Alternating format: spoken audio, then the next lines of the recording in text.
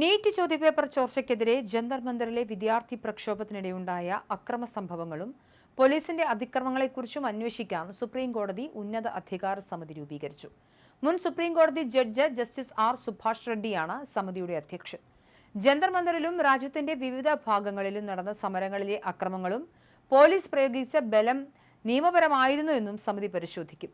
മുൻ chief justice Ravishankar Jha, justice Shalinder Kaur, മുൻ CBI director Rishikumar Shukla, മുൻ മേഘാലയ DGP LR ബിഷ്ണോയ് എന്നിവരാണ് സമിതിയിലെ മറ്റ് അംഗങ്ങൾ.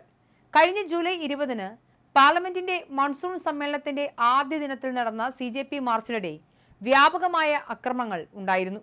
വിദ്യാർത്ഥികൾ ബാരിക്കേഡുകൾ തകർക്കാൻ ശ്രമിച്ചതോടെ പോലീസ് ലാത്തിച്ചാർജ്, കണ്ണീർ വാതകം, പെല്ലറ്റ് തോക്കുകൾ എന്നിവ പ്രയോഗിക്കുകയാണ് ഉണ്ടായത്.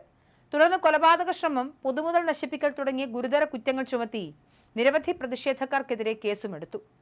അംഗങ്ങളുടെ പ്രാഗൽഭ്യവും അനുഭവസമ്പത്തും വൈവിധ്യവും കണക്കിലെടുത്താണ് സമിതി രൂപീകരിച്ചതെന്നും ഇതിന്റെ ശുപാർശകൾ വിഷയങ്ങൾ സമഗ്രമായി വിലയിരുത്താൻ കോടതിയെ സഹായിക്കുമെന്നും സുപ്രീം കോടതി പ്രത്യാശ പ്രകടിപ്പിച്ചു. ഉന്നതാധികാര സമിതിയുടെ അന്വേഷണം ഒറ്റത്തവണ നടപടിയായിരിക്കില്ലെന്നും കോടതി വ്യക്തമാക്കി. വിഷയങ്ങളെക്കുറിച്ച് തുടർച്ചയായി വിലയിരുത്തലുകൾ നടത്തുകയും ഇടക്കാല റിപ്പോർട്ടുകൾ കോടതിക്ക് സമർപ്പിക്കുകയും ചെയ്യും. ഇത് ആവശ്യമെങ്കിൽ ഉചിതമായ നടപടികളും നിർദ്ദേശങ്ങളും നൽകാൻ കോടതിയെ പ്രാപ്തമാക്കും. എന്നാലും സമിതി പ്രധാനമായും പരിശോധിക്കുന്നത് വനിതാ പ്രതിഷേധക്കാർക്ക് നേരെ നടന്ന ആക്രമണങ്ങളും പരാതികളും അടക്കമുള്ള കാര്യങ്ങളാണ്. പെല്ലറ്റ് തോക്കുകൾ, ഇലക്ട്രിക് ലാത്തികൾ എന്നിവ ഉപയോഗിച്ച് പോലീസ് നടത്തിയ അതിക്രമങ്ങൾ, പ്രതിഷേധങ്ങളിലും പൊതുയോഗങ്ങളിലും സമാധാനപരമായ കൂട്ടായ്മകളിലും പോലീസിന്റെ ഇടപെടൽ ഉചിതമായിരുന്നു എന്ന് സമിതി വിലയിരുത്തും.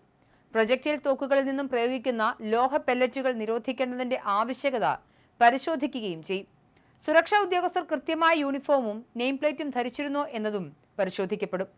പരിക്കേറ്റ പ്രതിഷേധക്കാർക്കും പോലീസുകാർക്കും നൽകേണ്ട ഇടക്കാല നഷ്ടപരിഹാരവും പരിഗണനയിലുണ്ട്. ഇതൊരു ഒറ്റത്തവണ അന്വേഷണമായിരിക്കില്ലെന്നും കൃത്യമായ ഇടവേളകളിൽ സമിതി കോടതിക്ക് ഇടക്കാല റിപ്പോർട്ടുകൾ സമർപ്പിക്കുമെന്നും സുപ്രീം കോടതി വ്യക്തമാക്കിയിട്ടുണ്ട്. എന്നാലും സുപ്രീം കോടതി കമ്മീഷനെ നിയോഗിച്ചിരിക്കുന്നു. അത് നിസ്സാരമായ ഒരു കാര്യത്തിനല്ല. ജന്തർ മന്ദറിൽ വിദ്യാർത്ഥികൾ CJPയുടെ നേതൃത്വത്തിൽ നടത്തിയ പ്രതിഷേധ പരിപാടികളിൽ പോലീസിന്റെ ബലപ്രയോഗം അതിരുവിട്ടതാണെന്ന് തന്നെയായിരുന്നു മനസ്സിലാക്കേണ്ടിയിരുന്നത്. പെല്ലറ്റ് തോക്കുകളും ഇലക്ട്രിക് ലാത്തികളും അടക്കം ഉപയോഗിച്ച വിദ്യാർത്ഥി സമരത്തെ അടിച്ചമർത്താൻ പോലീസ് ശ്രമിച്ചിരുന്നു. ഇതിന്റെ ഞെട്ടിക്കുന്ന വീഡിയോ തെളിവുകൾ അടക്കം പുറത്തു വന്നിരുന്നു. മാത്രമല്ല, പല പോലീസുകാർക്കും നെയിം പ്ലേറ്റുകൾ ഉണ്ടായിരുന്നില്ല.